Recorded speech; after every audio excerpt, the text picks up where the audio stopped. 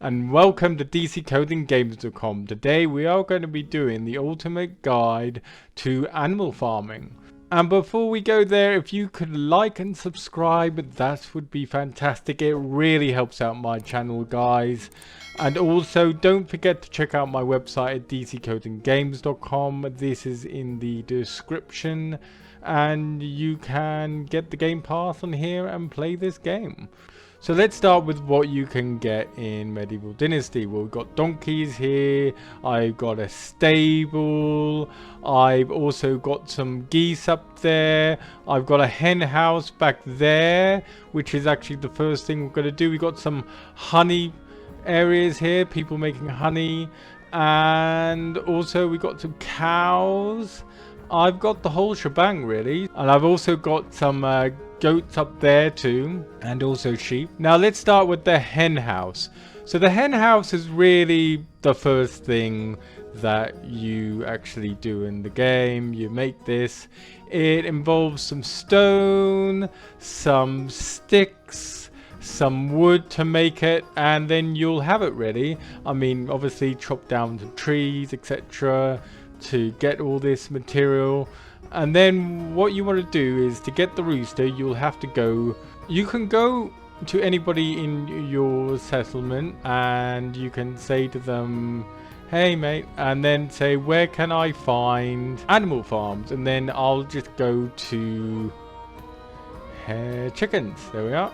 And then I'd go, okay, so it's in, hens are located in Ronokia and Borowa.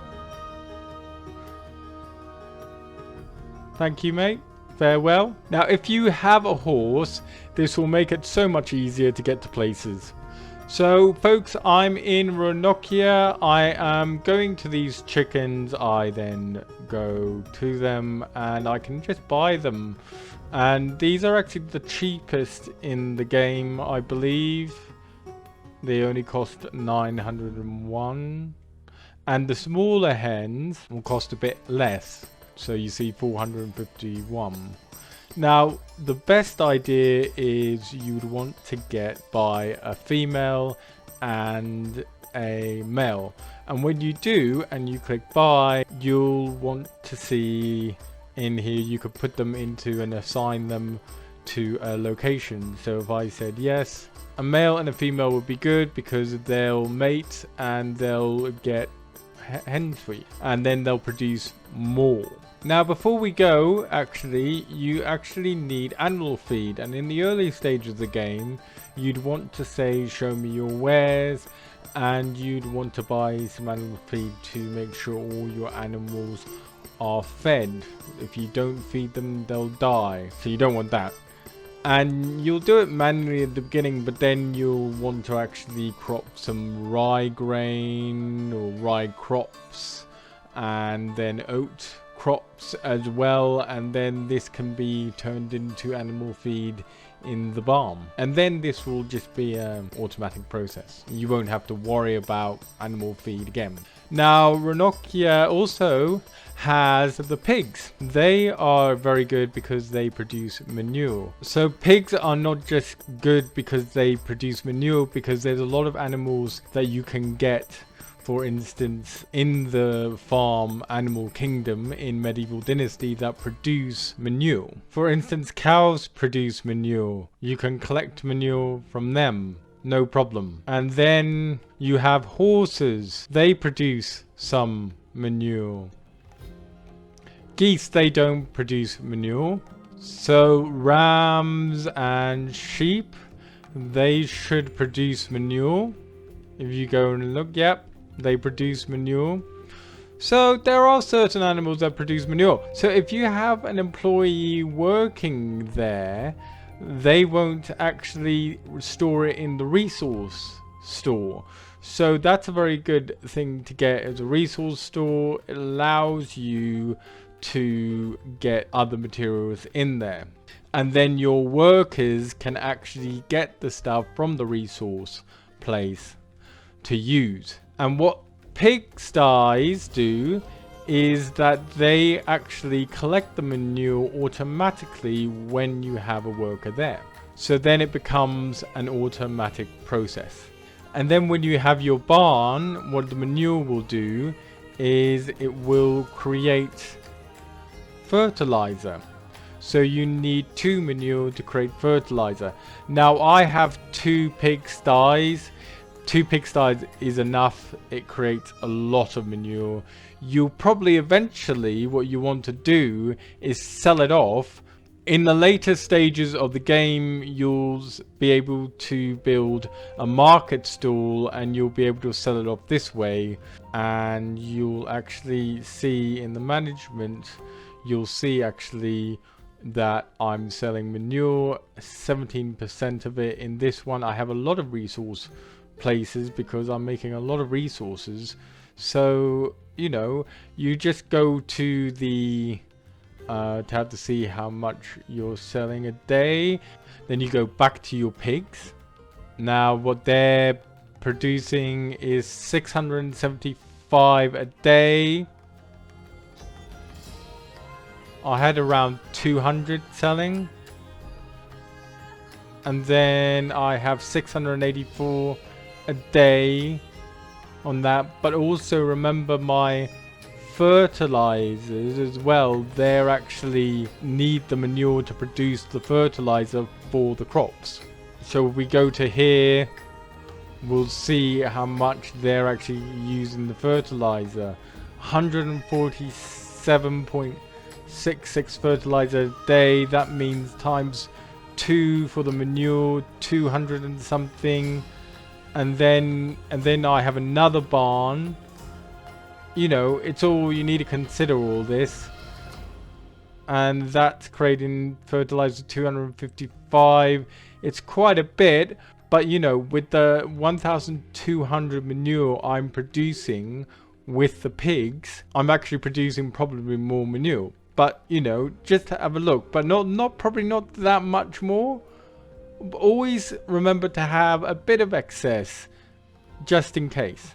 So we were talking about their hens. Now they produce a reasonable amount, but then you'll want to, in the later stages of the game, get geese because they'll actually produce more feathers and more eggs for you. At the moment, I am creating 22.83 and 326.15 feathers with geese. If I go to my hen house, I'm creating 30.47 and 60.95. That is way less. But notice, one of the geese house has only 10.22 and 35.76, and the other one has 22.83, 326.15. That is because this person who's been employed there has got a higher skill. It does make a huge difference. Now the max in a skill is 10. Your employees after a while working there for a while will level up automatically. And also keeping them happy will probably increase their skill faster. So let's go to the goat and the sheep. They actually live in the same huts. What I've done is separated them. So I have a place where with all my goats. And then I have a place with all my sheep. Now why I've done that, it helps me manage things a bit better. So if I go to my wool, then I can see, okay, I'm producing this amount of wool. Also, actually, I think it actually makes the workers produce more of this rather than just having a 50% of this and then 50% of wool. It's not as efficient, I don't think. You've noticed that I've also put around fences and everything. I believe that is actually quite good. It actually makes the animals stay in that area. They don't start roaming around the place. I mean, I have it that my employees for all the crops and things get in the way anyway. So if you have animals roaming all around your town, you're going to be annoyed by that, I think. So it's always good to keep them in together, knowing where they are, etc. I always put 2 barns and things, then I know, and I've made enough room, so if I want to build another, I can. That means that I can expand, de-expand when I want with my animals. So then if we move on to cows, well, cows just make the milk, and cows will make more milk than goats. So goats have milk, but cows will make more milk. But you could see here that actually my milk is not great because I've only got a 3 farming, whereas if I go to my goat's house again, you'll see that they actually have 7.38. So that's because my skill is quite high. So just bear that in mind. So in terms of horses and donkeys were more an early stage of the thing. They only cost about 4,000 or so to get a donkey, and you can ride them, so that's good, but you have to saddle them up. Press and hold E to saddle them up, and then when you saddle them up and ride them, then you'll be able to then whistle at them and then get them to come to you, and that's actually in the whistleblower in the farm skills. And if you press G, yeah, on the Xbox, I think it's actually one of the pads that does it on the right, and then you can whistle it and then it will come. I normally have to do it twice and then my horse comes. Now if we saddle up this donkey and then we ride it and then we dismount and then we go somewhere else. Let's say I've just changed the season just to make it a bit lighter. So if I then go to G, the donkey comes to me. That's all good. Donkeys are slower than horses, so only get this in the early stages of the game, and then if you can, then upgrade to a stable with a horse. That will really help. And horses range about 8,000 to 10,000. Now a way where you can actually get them a bit cheaper is by going to your management and using a skill in your diplomacy. You see diplomacy and you do skill barter. Barter skill will help you reduce the cost, and I think then you can get it down to 8,000 instead of 10,000 a horse. Now I've done all the locations where I've cornered them off so that all the animals stay in one location bit, so I can manage everything, which I said to do. But if you're going to build, for instance, a honey beehive, you don't need to do that because there's not any animals roaming around. It just produces honey. Now in terms of what each animal doing, so for the cows, they produce the milk to then be able to then use it in kitchens, etc., to have other foods and things. Then you have your hens and your geese, which will produce the feathers and the eggs, and they will come in handy, for instance, the kitchen. And then the feathers will be used for your arrows and things like that. And honeycomb will be used in different ingredients and food. And then the wool will be for the sheep, will be used for your clothes, like winter clothing. So that's that. And also you'll have to go to the villages and get employees. Remember guys, for horses and donkeys, you can actually only have one mount at a time. And then if you go into inspector mode, I think it's Alt on the PC and LB on the Xbox, you can see what their skills are. So we have 3 for farming. So farming skills can be actually your crops and your animal skills. And if we go to him and we say, okay, small talk, could you tell me a bit about your skills? I don't mind getting my hands dirty, getting sweaty. Farming is a complex, challenging job, but also very rewarding. So he's an ideal person that you'd want to hire for your settlement for farming. Now, I've already got people, so I don't need that. But basically what you do is you'd say, okay, great, I'll come to my settlement. And then you go to management, and then you'll see where he is.